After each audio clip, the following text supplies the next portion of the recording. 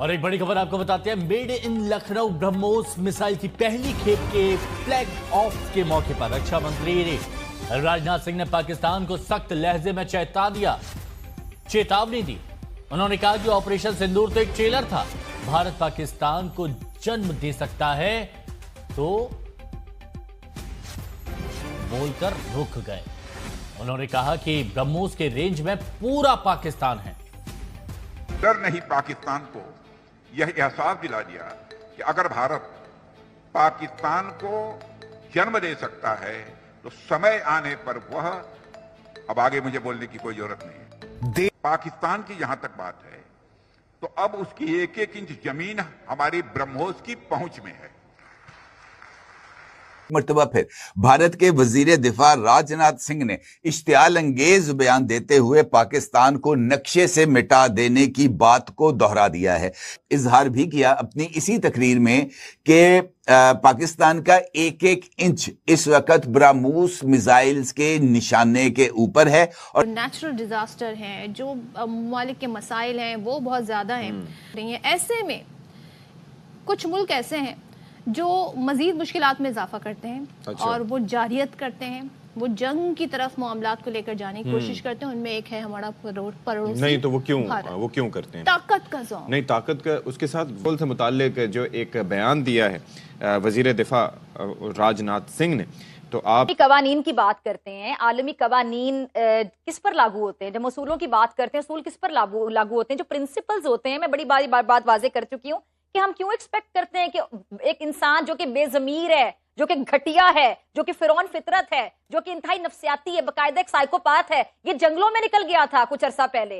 ये जरा आप गूगल करें, तमाम चीजें आपको नजर आएंगी। ये शख्स ज़हनी तौर पर तवाजुन अपना खो बैठा है, ये मेंटली स्टेबल नहीं है, ही नीड्स अ साइकियाट्रिस्ट। हमारी किस्मत खराब है कि भाई हमारे साथ पड़ोसी है, तो हम क्या करें? हम अपने पड़ोसी की तब्दील नहीं कर सकते, लेकिन हाँ, हम अपनी स्मार्टनेस के साथ अपनी स्ट्रैटेजी बना सकते हैं कि हमने इस तरह के पागल, नफ्सियाती, जुनूनी किस्म के पड़ोसी को, जो कि हमारे पड़ोस मुल्क का प्रधानमंत्री बन चुका है, जिसके सीवी में क्या लिखा हुआ है कि मुसलमानों के खून से इसके हाथ रंगे हुए हैं। अभी हम ये गुजरात के ये मामला बात डिस्कस करें तो 2002 में जो गुजरात में हुआ था, गुजरात का कसाई है, इसका सीवी था, इसके बहुत बड़ा एक कारनामा है। कश्मीर में जो कर रहा है 9 लाख के करीब, वहां पे सेना जो है मिलियन के करीब, सोचे जरा कि एक जगह पर सेना 9 लाख के करीब फौजी वहां पे तैनात हैं। फिर पहले ये खेलते हैं माइंड गेम्स, ये लोगों की नफ्सियात के साथ खेलते हैं। ये जंगी जुनून रखने वाला जो शख्स है, ये जाहिल किस्म का जो शख्स है, इससे हम क्यों एक्सपेक्ट करते हैं? ये तो किसी भी लेवल तक जा सकेगा ना, हम क्यों? देश के रक्षा मंत्री ने साफ साफ शब्दों में यह बता दिया है कि पाकिस्तान को पैदा करने वाला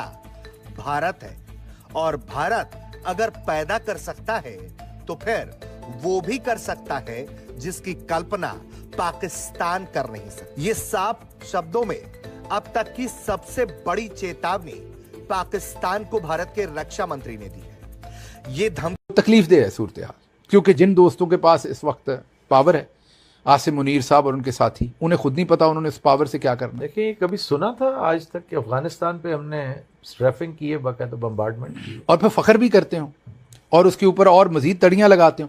और दूसरी तरफ उनका रिएक्शन देखें, जो मुत्तकी हैं उनके वजीर खारजा, उन्होंने क्या कंपोज रिएक्शन दिया। उन्होंने हमले के बाद भी जब उनसे सवाल पूछा तो उन्होंने कहा हम बातचीत करना चाहते हैं, हम दावत देंगे, आए हमारे साथ बैठ के बातचीत करें। तो आई डोंट नो, ईरान के साथ हमारे दरीना प्रॉब्लम्स हैं, सबको पता है, उस पर भी हमने गोलाबारी की, उस पर भी हमने कर छोड़ी हुई है, ये एजाज भी इन्हीं को हासिल है। उसके साथ हमने इंडिया के साथ तो चले हमारा अजल से है, अब ये अफगानिस्तान रह गया था, इधर से भी तो चाइना के मामले में जो थोड़ी बहुत इज्जत सादात थी वो भी गई, वो तकरीबन वो किसी दिन भी वो भी ब्लास्ट हो जाएगा। आपका लंच जो है, हाँ जी, वो बहुत भारी, वो जो आपने गोट रिब्स खाई थी ना, वो हजम नहीं हो रही, उसका बिल कॉम को देना पड़ रहा है। और फील्ड मार्शल साहब जो है वो, उनको ये नहीं पता कि अमेरिका में कोई फ्री लंच नहीं है। हम देखें, समझते हैं, हम इसको अपने साथ कंपेयर क्यों करते हैं?